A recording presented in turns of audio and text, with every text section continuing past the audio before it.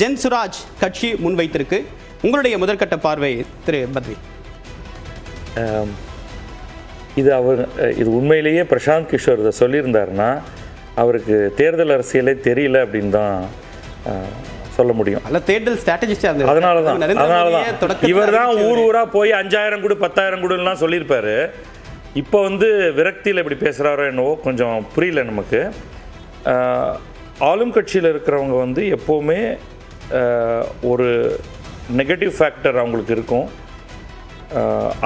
அந்த இம்பேக்டை சரி செய்கிறதுக்காக அவர்களுக்கு இருக்கக்கூடிய ஒரு வசதி வாய்ப்பு என்னென்னா, அவங்க ஆட்சியில் இருக்கும் பொழுதே சில ஸ்கீம்ஸ் அடுத்த காலகட்டத்துக்குன்னு அனௌன்ஸ் பண்ண முடியும்.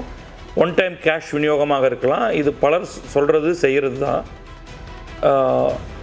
இதில் ரொம்ப முக்கியமாக நான் பார்க்குறத சொல்லிடுறேன். தேஜஸ்வி யாதவை குறை சொல்ல முடியாது. அவர் ரொம்ப கடுமையாக பிரச்சாரம் செய்தார். நமக்கு அதுக்கான விஷுவல்ஸ்லேருந்து களத்திலிருந்து கிடைத்தது எல்லாமே அவரை பொறுத்த மட்டில் அவர் அக்ராஸ் த ஸ்டேட் அவர் டூர் பண்ணி மிக சிறப்பான ஒரு செயல்பாடு தான். அவருடைய குடும்பத்தை பற்றியோ லாலு யாதவை பற்றியோ அதெல்லாம் சொல்லலாம். பட் அது ஒரு கிரவுண்டில் இந்த கான்டெஸ்ட் எடுத்துக்கிட்டால் அவரளவுக்கு வேறு யாரும் செய்திருக்க முடியாது. ஆனால் அது போதலை. அதுதான் இங்கே நரேந்திர மோடி அவருடைய டயத்துக்குள்ளே பார்த்துட்டு போனதுங்கிறது ஒரு குறிப்பிட்ட இடம்தான். நிதிஷை விட அதிகமாக களத்தில் கேம்பெயின் பண்ணது தேஜஸ்வி தான். ராகுல் காந்தி அவரால் முடிந்த அளவுக்கு அவரும் செய்தார். பட் எலக்டரல் அரித்மேட்டிக் தான் நம்பர் 1 ரீசன் அப்படிங்கிறது என்னுடைய பார்வை. இதை மாற்றுவதற்கு ஆர்ஜேடியால் முடியுமா? ஏன்னா இந்த களம் எப்படி இருக்குன்னா, 3 முக்கியமான கட்சிகள், அதில் வெவ்வேறு காம்பினேஷனும் ஓரளவுக்கு இதுக்கு முன்னாடி ஆர்ஜேடி ஜேடியுவும் நிகழ்ந்திருக்கு. அது இல்லாமல் இல்லை. இனி வரக்கூடிய காலங்களில் இதிலேருந்து யாராவது வீக் ஆவாங்க அப்படின்னு பார்த்தா அது ஜேடியுவாக மட்டுமாக இருப்பதாக தான் நான் பார்க்குறேன். தேஜஸ்வி இன்னும் வலுவடைவார். பாரதிய ஜனதா இன்னும் வலுவடையும். நிதிஷ்க்கு மட்டும்தான் கொஞ்சம் போன தேர்தல் முடிவில் ஒப்பிட்டு அவர் உடல்நிலை சரியில்லை, காணாத முறையே வாக்கு வங்கி குறைந்து விட்டது அப்படின்னு விமர்சனம் முன்வைக்கப்படல. ஒரு மிகப்பெரிய கம்பேக்கை கொடுத்திருக்காரே சார். இல்லை, இப்போவும் அவருடைய வாக்கு வங்கி அங்கே தான் இருக்கு. இடங்கள் அதிகமாக கிடைத்திருக்கின்றன. சென்ற முறையும் அவர் அந்த மார்ஜினலி கொஞ்சம் மேலே தான். அதனால தான் என்டிஏல கிளியராக அவரை தான் முதல்வர் வேட்பாளர் அப்படின்னு சொல்லிட்டாங்க. ரொம்ப இழுபறி எல்லாமே வைக்கல, கொஞ்ச நேரம் தாழ்த்தினாங்க. ஆனா அவங்களுக்கே தெரியும் இன்னும் அவருக்கு ஒரு பேர் இருக்கு. நான் சொல்றது ஜேடியு போஸ்ட் நிதிஷ்குமார். அதோடைய லாங் டேர்ம் ப்ராஸ்பெக்ட்ஸ் என்னன்னு எனக்கு தெரியல. பட் தேஜஸ்வி ரொம்ப முக்கியமாக கவனிக்கப்பட வேண்டியவர். அவர் இன்னும் வலுவடைவார். நம்ம இப்போ சொல்லலாம் அது யாதவ் முஸ்லீம் மட்டும் போதாதுன்னு. பட் இதை வைத்துக்கொண்டே கூட இவரால் வரக்கூடிய காலங்களில் தேர்தலில் ஜெயிக்க முடியும். ஜேடியுடைய பவர் குறைந்து பிஜேபியால் அந்த இடத்தை நிரப்ப முடியவில்லை என்றால் 5 வருடம் கழித்தோ 10 வருடம் கழித்தோ ஒரு சேஞ்ச் ஆகிறதுக்கான ஒரு வாய்ப்பு இருக்கு. ஆனால் ஜன்சுராஜ் போன்ற ஒரு அரசியல் அங்கே வருவதற்கு இன்னும் நிறைய காலம் பிடிக்கும். சரி, த்ரிஷபீர், ஜன்சுராஜ் தாவேகாவுடைய முன்னாள் ஸ்ட்ராட்டஜிஸ்ட், இப்ப பிரதமர் நரேந்திர மோடியோட முன்னாள் ஸ்ட்ராட்டஜிஸ்ட் அப்படின்னு கூட கரண்ட்ல சரி. ஆமா, இப்ப 200 ரூபாய்க்கு பீகார் தேர்தல் முடிவை மக்கள் வித்துட்டாங்கன்ற உங்களுடைய முதற்பட்ட இல்ல, அது ஒரு விரக்தியின் வெளிப்பாடாக தான் நான் பார்க்குறேன். ஏன்னா அந்த மாதிரி ஒரு ஹார்ஷ் கமெண்ட் நீங்க கொடுக்கறது, ஒரு ரிமார்க்கை கொடுக்கறது, அதுவும் ஒரு தேர்தல் தோல்விக்கு பிறகு கொடுக்கறது, அது மக்களை கொச்சப்படுத்தக்கூடிய ஒரு செயல். மக்களுக்கு உண்மையிலேயே சொல்ல போனோம்னா காங்கிரஸை விட ஆர்ஜேடியை விட பீகார் தேர்தல் களத்தில் ஒரு நரேட்டிவை எந்த கட்சி செட் பண்ணுச்சுன்னா அது ஜன்சுராஜ் கட்சி தான். ஏன்னா இந்த ஒட்டுமொத்த தேர்தலில் நீங்கள் மத பிரச்சனையை பற்றி பேசாமல், இந்து முஸ்லீம் ரைவல்ரியை பற்றி பேசாமல், வாழ்வாதார பிரச்சனைகளை பேசியதன் மிக முக்கியமான காரணம் பிரசாந்த் கிஷோருடைய கேம்பெயின். அந்த தாக்கம் என்பது பெரிய அளவுக்கு இருக்குது. எனக்கு ஒரு காங்கிரஸ் தலைவரே சொன்னார், நாங்கள் அந்த ஓட்டு அதிகார் யாத்ரா நடத்தும் போது எங்களுக்கு வந்து அங்கே உள்ளே போகும்போது போகிற கிராமத்துலலாம் பிரசாந்த் கிஷோரை பற்றி தான் பேசுகிறாங்க, பிரசாந்த் கிஷோரோட ரீச் அவ்வளோ இருக்குது அப்படின்னு. ஆனால் எந்த இடத்துல பிரசாந்த் கிஷோர் தப்பு பண்ணார்னா, நான் இந்த தேர்தல் காலத்தில் போட்டியிட மாட்டேன்னு அவர் பின்வாங்கினது ஒட்டுமொத்தமாக அது வந்து என்டிஏக்கு சாதகமாக அந்த முடிவு போயிருக்கிறது அப்படின்னு நான் பார்க்குறேன். ரெண்டாவது, இந்த எலெக்ஷனில் வந்து உங்களுக்கு combination of factors how help BJP.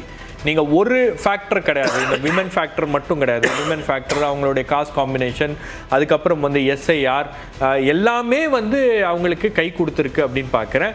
ரெண்டாவது, இதில் முக்கியமான விஷயம் என்னென்னா, இந்த தேர்தலில் 101 தொகுதிகளில் பிஜேபி போட்டியிடுது, 101 தொகுதிகளில் ஜேடியு போட்டியிடுகிறது. அப்போ ஜேடியு வந்து இந்த ஒரு புவராக பெர்ஃபார்ம் பண்ணியிருந்தாங்கன்னா, பாஜக விட குறைவான சீட்ஸ் ஜேடியு பெர்ஃபார்ம் பண்ணியிருந்தாங்கன்னா, ஜேடியு வந்து நிதிஷ்குமார் முதலமைச்சராக தொடர்ந்து இருப்பாரா அப்படின்றது ஒரு கேள்வி. அவரை தொடர விடுவாங்களா அப்படின்றது கேள்வி. ஏன்னா மகாராஷ்டிராவில் என்ன ஃபார்முலாவை அவங்க ஃபாலோ பண்ணாங்களோ அதே ஃபார்முலாவை தான் அவங்க வந்து பீகார்லேயும் இம்ப்ளிமெண்ட் பண்ணியிருக்காங்க. அதுக்கான ரிசல்ட்ஸ் அவங்களுக்கு என்டிஏக்கு கொடுத்துருக்கு.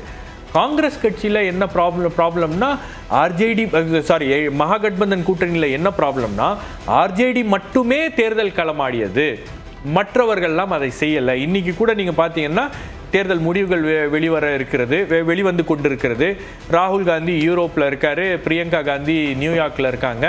அப்போ முக்கியமான முகங்கள், முக்கியமான தலைவர்கள் இங்கே இல்லை அப்படின்னும் போது எந்த அளவுக்கு இந்த எலெக்ஷன் அவங்களுக்கு முக்கியத்துவம் வாய்ந்ததாக அவர்கள் கருதி இருக்கிறார்கள் அப்படின்றத வெளிக்காட்டுது. அப்போ இவ்வளவு பிரச்சனைகள் இருக்கு அப்படின்றது காங்கிரஸ் கட்சியும் புரிந்து கொள்ள வேண்டும்.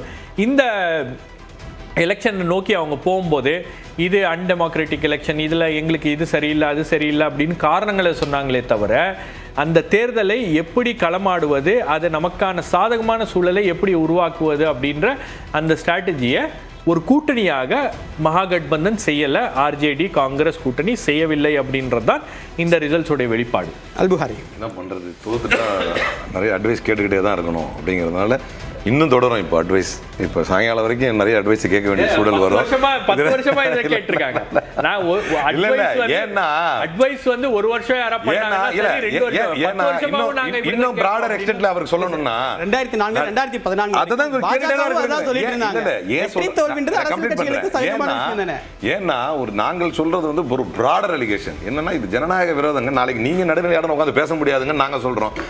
அப்ப எங்களோட இணைந்து அதை பேசணுமே தவிர எங்களுக்கு அட்வைஸ் பண்ணிக்கிட்டே இருந்தா எப்படி பண்ணணும்னு தெரியல. Let's come to the point. 70 விமர்சன பார்வை வைக்கிறார் அவர், அட்வைஸ்னு எடுத்துக்கொள்ள ஒரு நடுநிலையாளரா ஒரு பத்திரிகையாளரா விமர்சன பார்வை வைக்கிறார். சரி, 71.6% பெண்கள் வந்து 62.8% மென்னை விட அதிகமா இந்த வாட்டி ஓட்டு. கணக்குப்படி பார்த்தா பீகார்ல 2.51 கோடி பெண்கள் ஓட்டு போட்டிருக்கிறாங்க. ஆண்களோ 2.47 கோடி பேர் தான் ஓட்டு போட்டிருக்கிறாங்க. அப்போ வித்தியாசம் பார்த்தா 4.34 லட்சம் 4.34 லட்சம் அதிகமாக பெண்கள் வந்து தொகுதிக்கு 1758 பெண்கள் கூடுதலாக ஓட்டு போட்டிருக்கிறாங்க. இப்போ இதுல வாக்காளர்கள்னு பார்த்தா ஆம்பளைங்க தான் அதிகம், 3.93 crores, பெண்கள் 3.51 crore தான். ஆனாலும் இந்த எண்ணிக்கை வந்து அதிகமாக இருக்கு. அப்படின்னா இதற்கு காரணம் இன்னும் கொஞ்சம் கூடுதலாக போனால் காஸ்ட் சர்வே படி 2022 காஸ்ட் சர்வே படி 34.13% குடும்பங்கள் பீகார்ல வெறும் 6000 ரூபாய் மந்த் இருந்தாலே போதுமானது. அது பெரிய அளவில் விஷயமா கருதுவாங்க. அதுக்கும் குறைவாக இருந்தாலும் அட்ஜஸ்ட் பண்ணிக்குவாங்க. அப்படிப்பட்ட இடத்துல 10,000 ரூபாயை கொண்டு போய் முறைகேடாக கொடுத்து விட்டு, அப்போ அப்படித்தான் நாங்கள் அதை டேர்ம் பண்ணணும். ஏன்னா தேர்தல் நேரத்தில் கரெக்டாக அந்த நேரத்தில் கொண்டு போய் ஜனநாயகத்துக்கு விரோதமா செஞ்சுட்டு காங்கிரஸும் இதை பார்த்து கத்துக்கணும்னா செத்தாலும் கத்துக்க மாட்டோம். எங்க தலைவர் சொல்லிட்டாரு, அவர் வழியில நாங்க அப்படியே தான் இருப்போம். ஜனநாயகத்துக்கு விரோதமா தான் ஒரு வெற்றியை பெறணும்ன்ற அவசியங்கள் கிடையாது. நம்பர் 1. மக்களவை தேர்தல் வாக்குறுதியில காங்கிரஸ் கட்சி இதே மாதிரியான கேஷ் பெனிஃபிட் அனௌன்ஸ் பண்ணலையா? அது வேற சார். அறிவிச்சிட்டு அதை செய்யறதுங்கிறது வேற.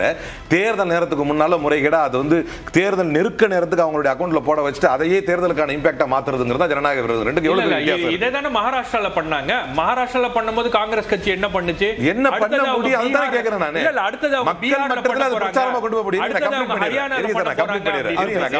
நீங்க என்ன பண்ணீங்க? நான் ஒரு கம்ப்ளீட் ஒரு பதில் அதை நீங்களே சொல்லிடுங்க சார். கடைசி விமர்சனம் என்ன தீர்வு இருக்கு உங்களுக்கு சேர்த்தானே? அது 1,80,000 ஜீவிகா தீதிஸ் அப்படின்னு பெண்களுடைய வாக்கை மட்டும் குறிவைத்து தேர்தல் ஆணையம் அனுப்புது. இவர் என்ன செஞ்சு தடுத்துருவாரு? அத தேர்தல் ஆணையம் 10,000 ரூபாயை வந்து கொடுத்துட்டு கரெக்டா டார்கெட் பண்ணி ஒரு 4.80 லட்சத்துக்கு மேல வாக்கு, இது ஒரு பெரிய வித்தியாசம் வரும் என்பதை கணக்கிட்டு முறைகேடாக ஒரு செயலை செஞ்சு தேர்தல் ஆணையத்தை பயன்படுத்தி ஜீவிகா தீதீஸ் அப்படின்னு கவர்மெண்ட் பேர்லயே தேர்தல் ஆணையம் உள்ள அனுப்பி பெண்கள் வாக்கு அளிப்பதற்கு சம்பந்தமாக விழிப்புணர்வு ஏற்படுத்துறோம் அப்படின்னு சொல்லி கரெக்டா 10,000 ரூபாயும் கொடுத்துட்டு ஜீவிகா தீதீஸே அனுப்பிட்டு அவர்களிடத்தில் இந்த தேர்தலை வந்து அறுவடை செய்யறதுக்காக பண்றாங்களே. ஏன் சபீர் சாரே உள்ள எலெக்ஷன் நோட்டிஃபை பண்ணாங்களா? தேர்தல் ஆணையத்துல சட்ட விதிகள்ல அதுக்கு ஏதாவது தடை இருக்கா? அதுதானே சார் சொல்றேன். ஜனநாயகம் பேர் சொல்லி விதிகளின் பெயர் சொல்லி அதுதான் நான் சொல்றேன். இது எல்லாம் செஞ்சது வந்து இதெல்லாம் என்ன ஆச்சுன்னா பீகாரில் பெண்களுக்கு பெரிய விழிப்புணர்வு வந்துருச்சு, பெண்களுக்கு பெரிய எழுச்சி வந்துருச்சு, அதனால பாரதிய ஜனதா கட்சி ஓட்டு போட்டாங்கன்னு சொல்ல முடியும்? முறைகேடை செய்தார்கள். ஒரு குறிப்பிட்ட குழுக்களை டார்கெட் செய்வாங்க, ஒவ்வொரு நேரம் அரித்மெட்டிக் பண்ணுவாங்க, அதை ஜனநாயகத்தை மீறி செய்வார்கள், வெல்வதற்கு எந்த நிலைக்கும் போய் செய்வாங்க.